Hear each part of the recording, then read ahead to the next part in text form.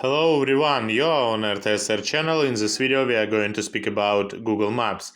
I'm going to tell you how to use car navigation in Google Maps. It's easy and simple. Like and subscribe to my channel. Let's go. Open Google Maps. Then tap here. Choose start location and choose destination. Choose on map.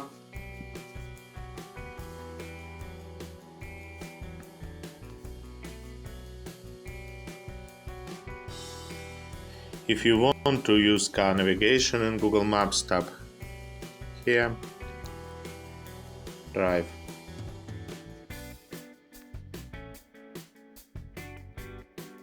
Good. Choose a route that suits you.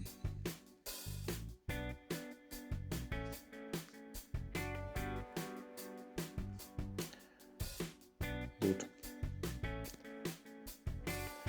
Okay, you did it. It was easy and simple. Thanks for watching. If I made a mistake somewhere, please write in the comments.